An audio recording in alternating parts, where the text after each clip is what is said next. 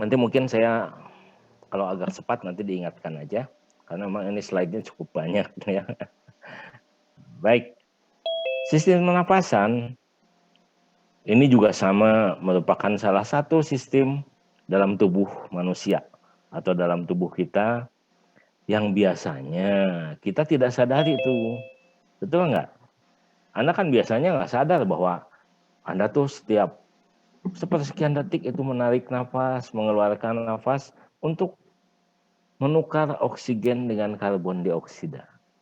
Disitulah fungsinya sistem pernafasan ini. Lanjut. Dengan sistem ini kita sebagai manusia tetap bisa menikmati kehidupan. Karena dengan sistem pernapasan ini adalah suatu peristiwa di mana kita bisa menghirup udara dari luar dan kemudian mengeluarkan atau menghembuskan udara dari dalam tubuh kita. Jadi pada saat kita menarik nafas atau inspirasi, kita mengambil oksigen sebanyak mungkin dari luar. Dan kemudian pada saat kita menghembuskan nafas atau menghembus nafas keluar, itu kita membuang karbon dioksida yang merupakan sisa hasil metabolisme dari jaringan-jaringan tubuh kita. Oksigen dengan karbon dioksida ini pertukarannya terjadi di paru-paru. Paru-paru kan seperti kita ketahui ada dua tuh, kanan dan kiri. Dan itu letaknya di rongga dada. Sudah pernah lihat paru-paru hewan? Atau mungkin ada yang pernah makan ini, keripik paru, atau makan dendeng paru, atau paru balado yang biasanya suka ada di rumah makan Padang. Nah, ya, kalau ingin tahu paru-paru itu bentuknya seperti apa? Tahu kan spons atau busa itu yang ada lubang-lubang kecilnya? Lembutnya seperti itu. Hanya kalau paru-paru itu di samping lembut ada rongga-rongganya, dia warnanya agak kemerahan atau kecoklatan karena penuh dengan pembuluh darah. Pembuluh darah ini perlu karena oksigen dan karbon dioksida tadi akan terjadi pertukaran di dalam paru-paru tadi secara osmosis. Oke, kita lanjut ya. Next, lanjut. Jadi fungsinya daripada sistem pernapasan ini adalah untuk mendapatkan oksigen dari luar dan membuang karbon dioksida yang ada di dalam tubuh kita hasil metabolisme oksidasi. Ternyata proses pernapasan ini ada dua macam nih. Yang satu dinamakan pernapasan internal dan yang satu lagi dinamakan pernapasan eksternal. Pernapasan eksternal yang tadi saya ceritakan, mengambil oksigen, kemudian membuang karbon dioksida dari paru-paru. Sedangkan pernapasan internal itu terjadinya di dalam jaringan, yaitu yang saya katakan tadi, metabolisme oksidasi. Karena dua-duanya menggunakan oksigen, sehingga dinamakan pernapasan. Di dalam jaringan seluruh tubuh kita itu, oksigen digunakan untuk memasak bahan-bahan makanan, dicampur dengan vitamin, mineral, dan lain sebagainya, untuk menghasilkan energi yang seperti sudah saya ceritakan dulu. Karena kita tiap hari perlu tenaga. Untuk bangun saja dari tidur, itu perlu tenaga. Habis bangun tidur, Anda mau ke kamar mandi, perlu tenaga juga. Mau sikat gigi, dan sebagainya. Jadi energi ini jenis pertama adalah pernapasan eksternal luar, dan yang satu lagi adalah pernapasan internal yang terjadi di seluruh jaringan tubuh manusia. Dua-duanya harus menggunakan oksigen. Sekarang gimana nih perjalanan oksigennya? Kita lihat. Lanjut, next.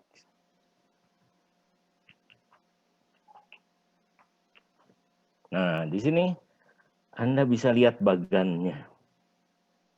Ini pusatnya biasa, ini adalah jantung yang sudah saya jelaskan pada kardiovaskuler minggu sebelumnya.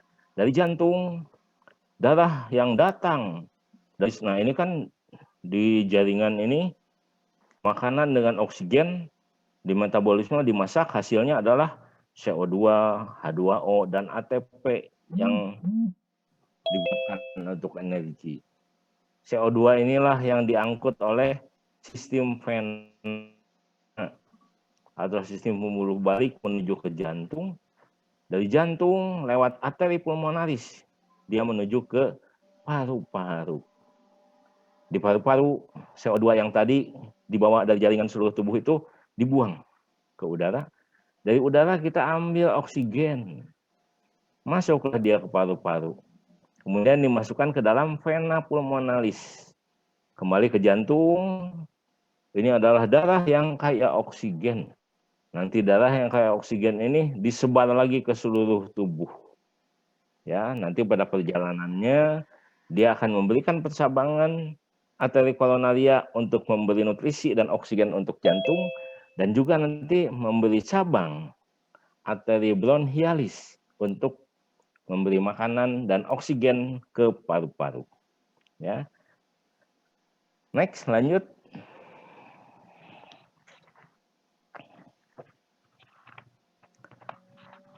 Kita lihat sekarang bagaimana perjalanan oksigen dari luar sampai ke paru-paru.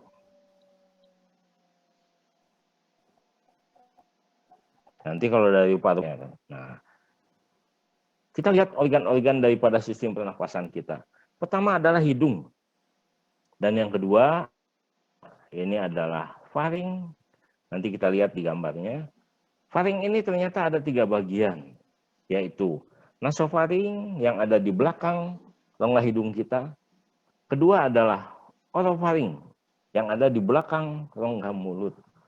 Dan yang ketiga laryngofaring yang ada di sini. Kalau pada laki-laki itu di atas jakun sini. Ya, kalau pada wanita ya di bawah dagu sinilah.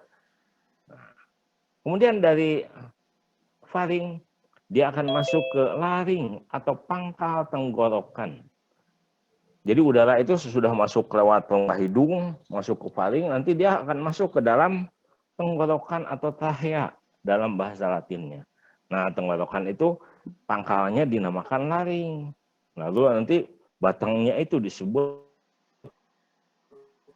batang tenggorok atau bersabang nih di sini di dada kita ini. Dia akan bersabang 2, kanan dan kiri. Karena apa? Karena paru-parunya juga ada 2.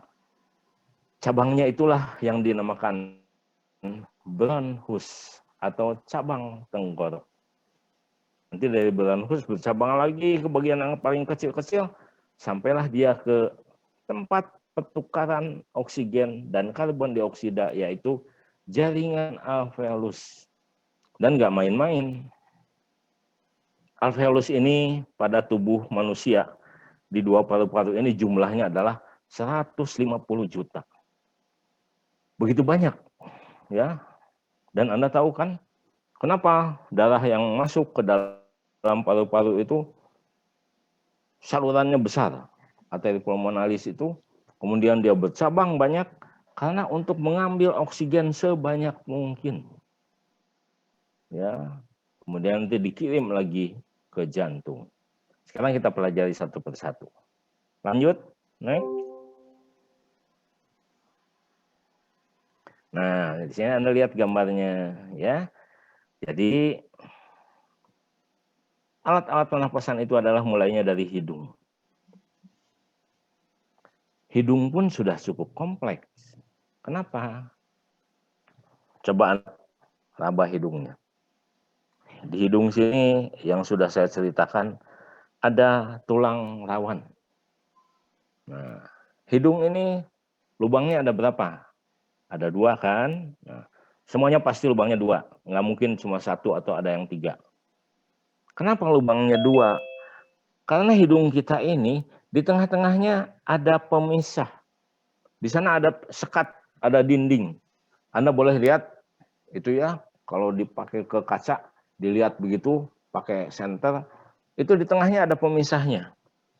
Itu dinamakan sekat rongga hidung.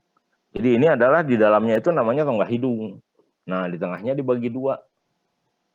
Sehingga rongga hidung kita itu ada rongga hidung kanan dan rongga hidung kiri. Lubangnya ini dinamakan nares anterior. Nanti lubang hidung ini semua pernah di PCR atau pernah diperiksa ini apa?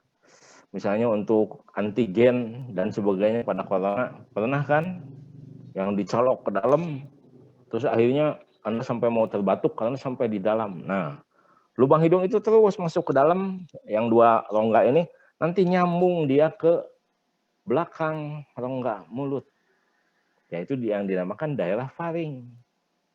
Ya, kalau yang depan namanya nares anterior atau lubang hidung depan, maka yang ujung belakang ada lubang dua lagi sama. Itu adalah nares posterior atau lubang hidung bagian belakang. Nah, jadi kalau ini lubang hidung depan, maka di sini adalah lubang hidung bagian belakang. Nanti ini lubang hidung ini nanti sampai di sini. Nah, ini yang namanya rongga hidung. Rongga hidung Anda tuh panjang sampai ke belakang. Nah, kalau ini di bawahnya adalah rongga mulut. Ya, ini kan dari mulut nih. Nah, ini nanti ceritanya pada sistem digestif, itu lain lagi. Nah, dari lubang hidung depan atau nares anterior, masuklah dia ke dalam rongga hidung yang terbagi dua. Ini adalah sekatnya atau dindingnya. Jadi sebelah sana ada rongga satu lagi. Di dalam rongga hidung kita ini, pertama pembuluh darahnya banyak.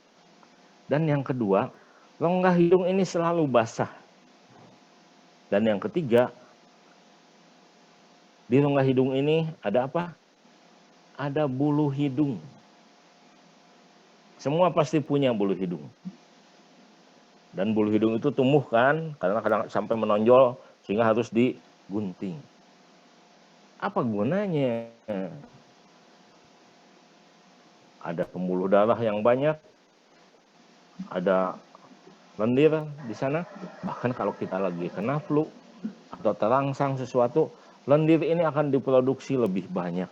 Kadang-kadang bisa menutupi seluruh rongga hidung ini. Misalnya pada waktu kita kena flu atau pilek. Juga ada bulu hidung. Sekarang, untuk apa sih fungsinya yang tiga macam tadi? Anda tahu kan, manusia tinggal di muka bumi ini tidak semuanya ruangan bagian luarnya ini sama. Ada yang tinggal di kutub utara. Anda bisa bayangkan, kutub utara itu dinginnya lebih dingin daripada freezer yang ada di kulkas. Kemudian makin ke tengah, ada satu daerah yang namanya 4 musim, di mana di sana ada musim panas, musim semi, musim gugur, dan musim salju. Yang dinginnya sama dengan di kutub utara tadi. Maju lagi, nanti ada yang punya 2 musim seperti di kita. Jadi yang letaknya di khatulistiwa atau di tengah-tengah bagian dunia. Kalau kita masih untung, karena kita ini hanya ada 2 musim kemarau. Jadi Anda bisa bayangkan kan, udara yang di luar ini sama nggak? Tidak sama. Anda bisa bayangkan yang di kutub itu udara di luarnya dingin sekali. Yang di tempat 4 musim tergantung musimnya. Bisa udaranya dingin, bisa hangat, bisa panas sekali. Kalau di kita, ya rata-rata lah. Bisa agak dingin, bisa agak panas, bisa juga panas. Kita ingat, saya dulu udah jelaskan pada saat awal, tubuh manusia itu apanya? Temperaturnya harus konstan, harus stabil, yaitu antara 36 sampai 37,5 derajat Celcius. Termasuk udara yang masuk ke dalam paru-paru itu juga sama. Suhunya harus stabil. Sehingga kalau di luar misalnya terlalu panas, udara yang di luar terlalu panas masuk ke rongga hidung, maka di rongga hidung akan kena dengan kelembaban daripada mukosa hidung. Sehingga temperaturnya akan lebih menyesuaikan, mendekati suhu tubuh. Tapi kalau suhu di luar itu dingin sekali, pasti udara yang masuk itu sangat dingin. Sehingga biasanya di sana nanti ada pembuluh darah yang banyak yang akan mengeluarkan uap air, dan dengan sendirinya udara yang masuk itu akan dihangatkan. Di samping adanya lendir di sana yang akan melapisi mukosa hidung kita. Sehingga nanti udara yang masuk ke dalam paru-paru akan sesuai dengan suhu tubuhnya. Jadi kepentingan daripada kelembaban daripada mukosa karena ada di sana adanya sekret, semacam cairan yang tipis, kadang-kadang banyak, dan juga pembuluh darah yang banyak pada mukosa hidung ini gunanya adalah untuk itu. Untuk menyesuaikan temperatur udara yang masuk ke dalam paru-paru. Kalau yang dingin dipanaskan, yang panas didinginkan. Dan kita juga tahu kan, kalau di rumah nggak apa-apa, udara tuh mudah-mudahan bersih. Tapi kalau Anda keluar, ada polusi udara, ada debu yang lagi disapu sama pembersih jalan, ya.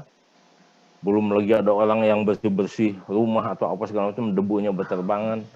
Pasti udara yang masuk tuh, kecuali yang tadi disesuaikan temperaturnya, juga harus bersih masuk ke dalam paru-paru tuh. Disitulah gunanya bulu-bulu hidung tadi. Sehingga biasanya kan kalau sudah beberapa hari suka ada kotoran hidung tuh.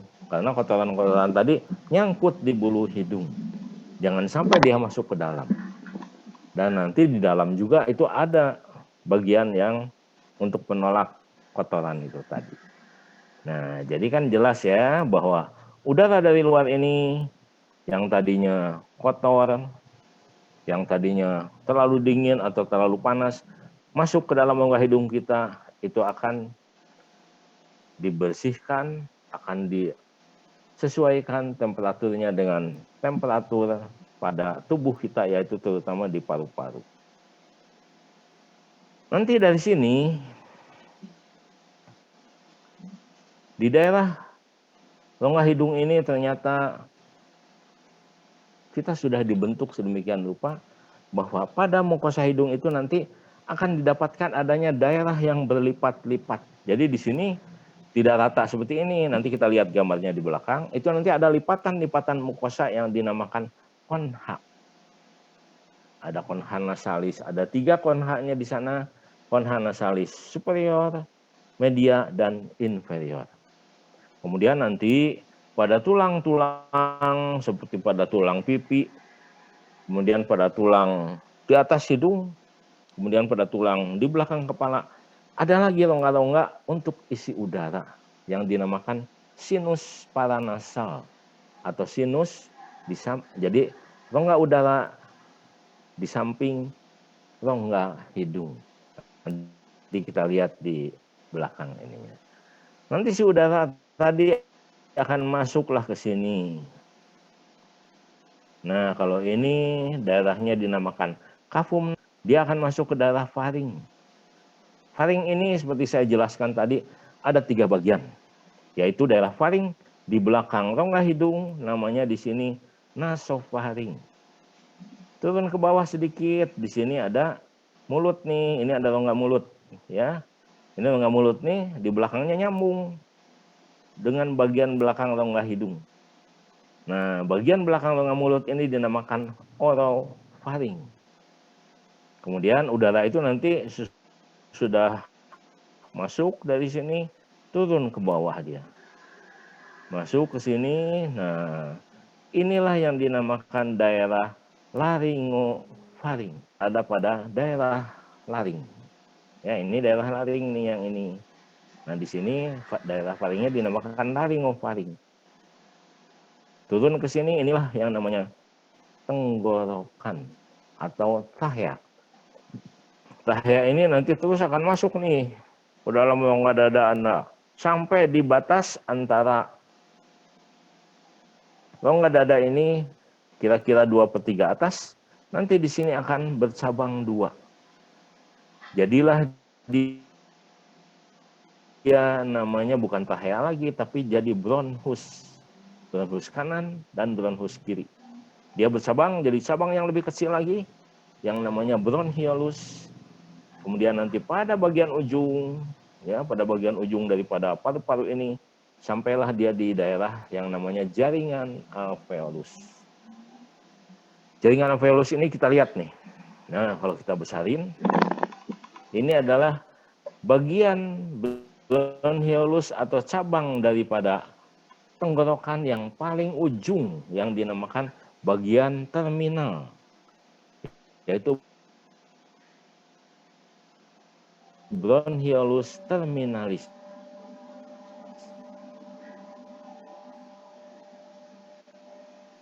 Terus dan kalau kita buka ini bentuknya seperti ini.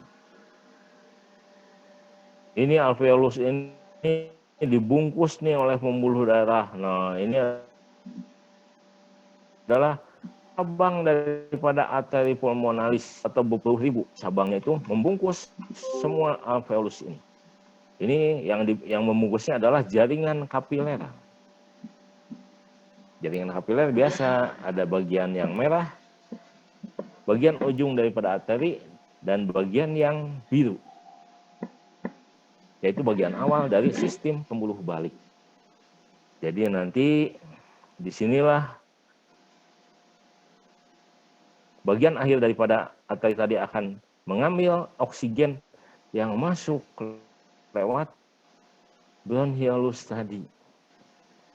Di sini akan diserap dan kemudian karbon dioksida yang dibawa oleh cabang-cabang dari arteri pulmonalis itu akan dibuang masuk ke saluran udara ini dan nanti dikeluarkan lewat hidung. Sedangkan oksigennya yang tadi sudah diserap oleh akhir sistem arteri ini akan ikut ke vena yang paling kecil, venul di sini, kemudian menuju ke vena pulmonalis untuk menuju ke jantung. Penyerapan dari osmosis lewat alveoli ini. Nanti alveoli ini kita lihat cara kerjanya di belakang. Oke, next, lanjut.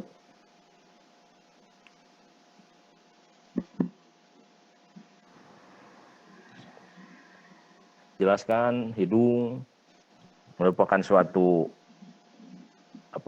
rongga yang dibagi 2. Jadi nanti terdapat kafum nasi rongga hidung kanan dan kiri. Bagian depannya dinamakan nares anterior, nanti bagian belakangnya dinamakan nares posterior. Pada dinding daripada kafum nasi atau rongga hidung tadi terdapat tonjolan-tonjolan selaput lendir yang dinamakan concha nasalis. Ya, nah concha nasalis ini ternyata ada 3, yang atas, yang tengah, dan yang bawah. Tadi sudah jelaskan bahwa di dalam hidung terdapat bulu-bulu dan selaput lendir untuk menyaring debu dan kemudian merubah temperatur udara supaya sesuai dengan temperatur dalam paru-paru kita. Ya, next, lanjut. Setelah hidung, kita akan lihat bagian yang kedua, yaitu yang namanya faring. Ini tadi sudah ya, yang terpisah oleh septum nasi. Nah, tadi sudah saya jelaskan. Oh ya, mungkin harus saya jelaskan, bentuk hidung ini ternyata berbeda-beda. Dan itu memang mungkin Tuhan sudah mengatur sedemikian rupa. Kita orang Indonesia hidungnya jarang yang sangat mancung.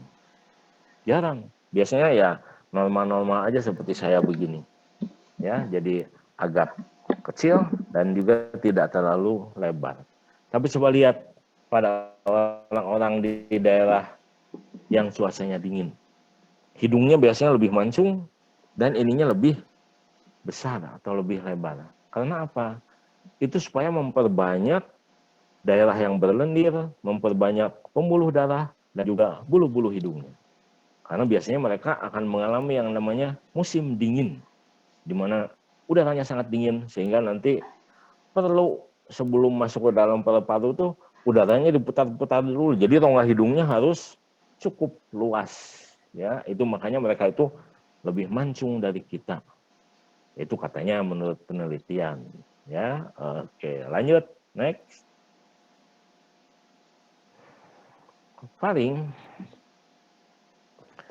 Tadi kapumnasi ini tadi sudah saya jelaskan, ada rambutnya, kemudian mukosanya yang lembab, dan juga banyak pembuluh darahnya, dan ada 3 konha nasalis. Lanjut, next. Sudah udara keluar dari kapumnasi lewat daerah yang dinamakan nares posterior, nanti akan sampai di daerah faring. Fungsi daripada hidung kita tidak hanya untuk memasukkan dan mengeluarkan udara dan merubahnya supaya sesuai dengan temperatur pada paru-paru, tapi juga pada hidung kita itu di bagian paling atas dari rongga hidung nanti akan didapatkan sel-sel saraf penghidup atau pencium, di mana dari otak yaitu nervus olfactorius tadi kita bisa mencium bau yang wangi, bau yang enak, bau yang busuk, yang tidak mengenakan, dan lain-lain. Ya, itu letaknya nanti di daerah cribriformis. Jadi nanti lewat saraf yang pertama itu bau tadi akan disampaikan menuju ke otak. Nanti kita lihat gambarnya. Lanjut, next.